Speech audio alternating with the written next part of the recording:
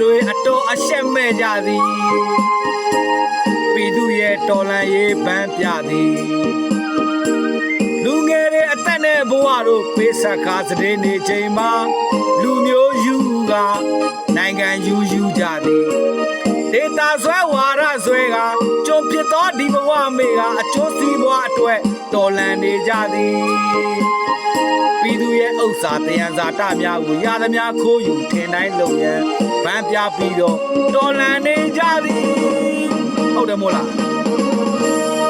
မင်းတို့တွေစောက်ယူထားသမျှအတီး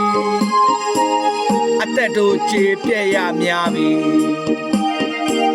ပြည်သူကိုရှော့တွက်မလို့မင်းအောင်နိုင်ရဲ့အခြေအနေတော့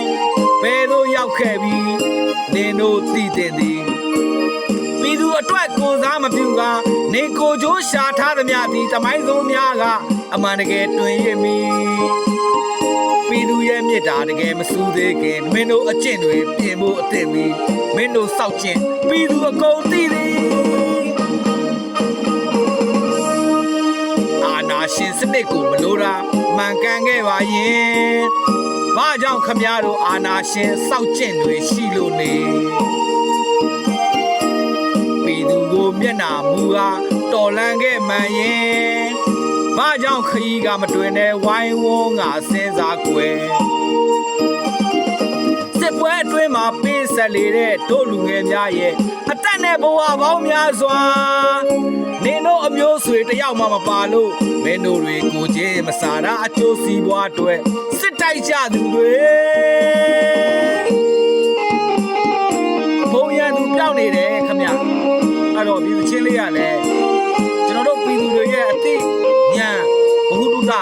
တစ်ခုခုကြပါစေလို့ကျွန်တော်ကြည်ရွယ်ပြီးရေးသားတည်ဆိုလိုက်တဲ့ချင်းလေးပါတော်လန်ရေးကိုတောက်တနေရာနေအကျိုးပြုနိုင်ပါစေလို့လည်းကြည်ရွယ်ပါတယ်ခင်ဗျာအဲ့တော့အာနာယူတွေနိုင်ငံယူတွေဒေသဆွဲဝါဒဆွဲတွေရှိနေသမျှတော့ကျွန်တော်တို့တော်လန်ရေးခရီးကကြာနေဥပမာဖြစ်တယ်လို့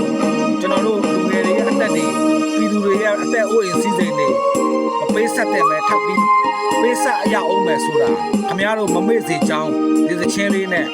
နှိုးစော်ပန်ကြားတိုက်တွန်းပြရစီခင်ဗျာ